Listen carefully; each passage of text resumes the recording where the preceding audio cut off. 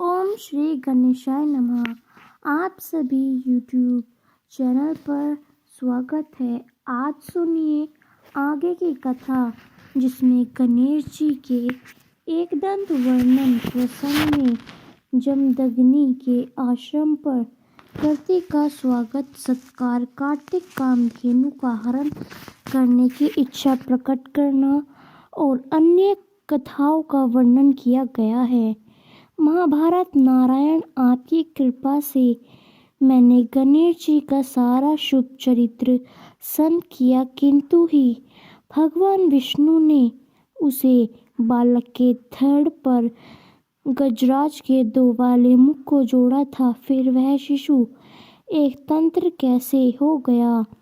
उसका वह दूसरा दांत कहाँ चला गया? नारायण ने कहा, नारद, एक दांत का चरित्र संपूर्ण मंगलों का मंगल करने वाला है। मैं उसे प्राचीन इतिहास का वर्णन करता हूँ, सुनो। मुझे शिकार खेलने गया, वहाँ बहुत से वन्य पशु का वध करके थक गया था। इतने में सूर्यास्त चला। तब उसे राजा ने शयन काल में अपनी सी सहित वही वेन में जामताकनिशी के आश्रम के निकट पड़ाव दल लिया और बिना कुछ खाए पिए अपनी रात बीते। प्रातःकाल राजा सरोवर में स्नान करके पवित्र और अपने शरीर को अलंकृत करके दत्तोत्र द्वारा दिए गए मंत्र का भक्ति पूर्वक जाप करने लगा। फिर राजा ने बड़ी ही उतावली के साथ संपूर्ण सूर्य के समान तेजस्वी मुनि को प्रणाम किया और मुनि ने चरणों में पड़े हुए राजा को स्नेह पुकारक शुभ आशीर्वाद अपने आश्रम को लौटाए और वह उन्होंने लक्ष्मी सदृशी माता कामधेनु का सारा वृंगात कह सुनाया। तब कामधेनु भयभीत हुए, कैसा आप मेरे द्वारे सारे जगत को भोजन करने में समर्थ है? फिर राजा की बात ही क्या है। आप राजाओं के भोजन योग्य त्रिलोकी में दुर्लभ जिन जिन पदार्थों की याचना करेंगे, वह सब मैं आपको प्रदान करूंगी। नवरात्र में बहुत से स्वादिष्ट पदार्थ भरे हुए बर्तन से मुनि को देती।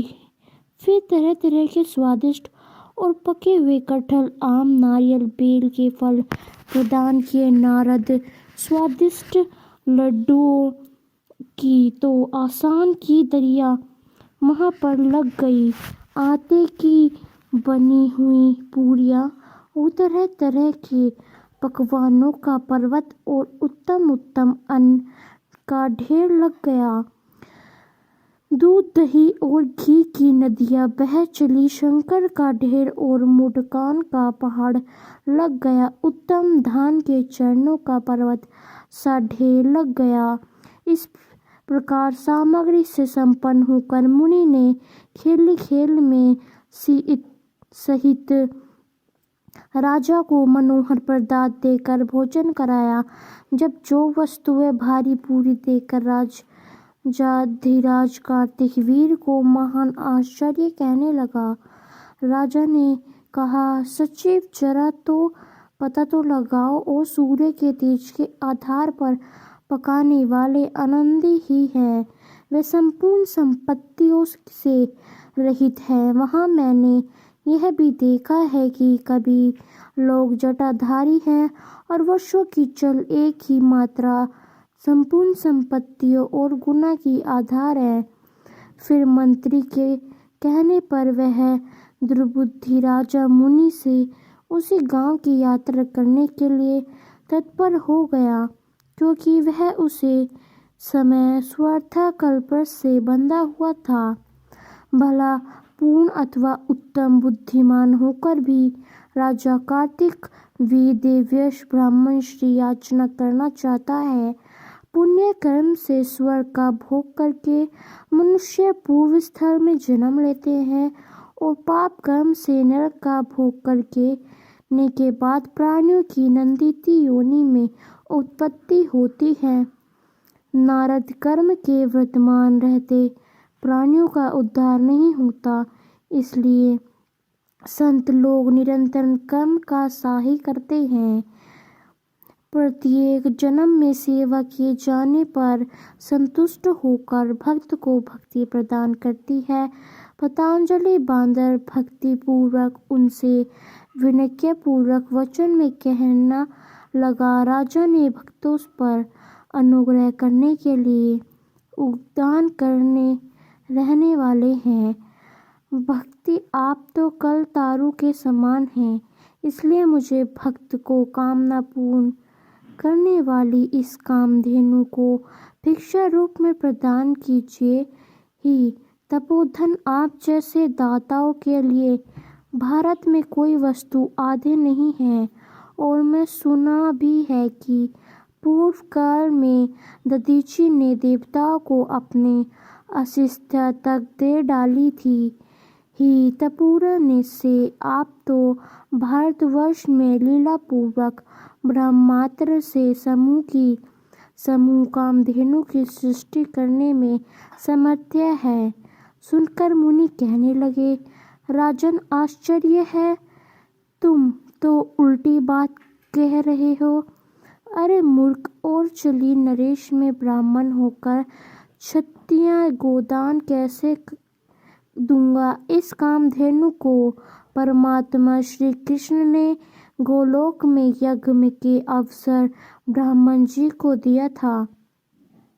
अतः प्राणों से बढ़कर प्यारी है, गोतेनु योग्य नहीं है। राजा फिर ब्राह्मण जी ने इसे अपने प्रिय पुत्र भृगु को दिया और भृगु ने मुझे दिया। इस प्रकार यह कपिल मेरी मंत्र संपत्ति है। यह कामधेनु गोलोक में उत्पन्न हुई है, इसलिए त्रिलोकी में दुर्लभ। तब भला मैं लीला पूर्वक ऐसी कपिल की सृष्टि में कैसे समर्थ हो सकता हूँ। ना तो मैं हलवा हूँ और ना ही तुम्हारी सहायता से बुद्धिमान हुआ है। तब यह मुनि को नमस्कार करके सी के बीच में चला गया और उस समय भाग्य ने उसे बाधित कर दिया था, इसलिए क्रोध के कारण उसके होंठ फड़क रही थी। उसने सी निकट के जाकर बलपूर्वक गांव को लाने के लिए नौकरों को भेजा।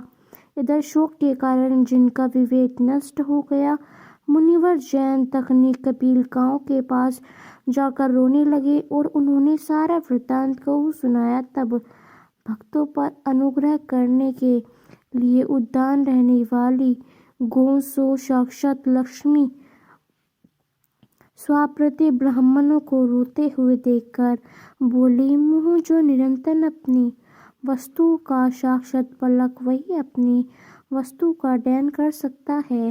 राजा को यहाँ से भागा दिया जाए। सर्वर के माया से विभूतित होकर आप रो क्यों रहे हो। अरे यह संयोग तो कल कृतक है, आत्माकृत नहीं है। आप मेरे कौन हैं और मैं आपकी कौन हूँ। यह संबंध तो कल द्वारा नियोजित है। जब तक इस संबंध है तभी तक आप मेरे हैं। मैंने जब जिस वस्तु को केवल अपना माना है और उस पर अपनी अधिकार समझता है, तभी उसके वियोग में अर्थात उसे वस्तु के बिछड़ जाने से दुख होता है। ऐसा कहकर कामधेनु के सूर्य के समान कांतिमान नाना प्रकार के शास्त्र और से उत्पन्न कर दी। उसका पीला के मुखड़ी अंगों से करोड़ करोड़ कटधारी शूलधारी धनुधारी दंड शक्ति उसे सामग्री के संपन्न होने के कारण मुनि को महान प्रसन्नता हुई। इधर राजा द्वारा भेजे गए व्रत ने लौटकर राजा को सारा वृत्तांत बता दिया। कपिल की सी का वृत्तांत और अपने पक्ष की परिचित सुनकर भयभीत हो गया। उसके मन में कटुता छा गई।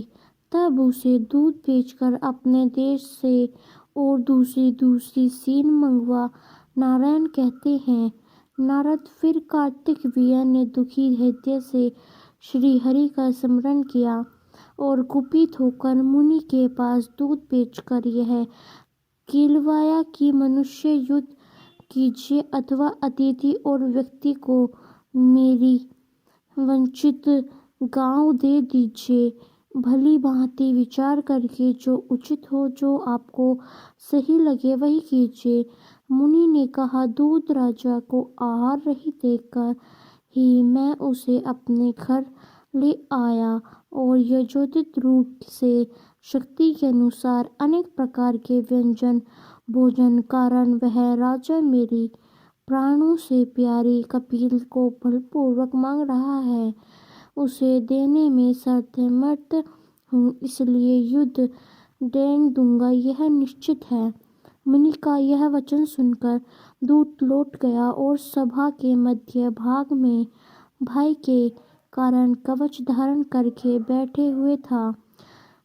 से सारा वतन कैसे बनाया। इधर मुनि ने कपिल गांव से कहा कि इस समय मैं क्या करूं, क्योंकि जिसके धन के बिना नौकर और निमंत्रित रहती है, वही देश बिना की हो रही है।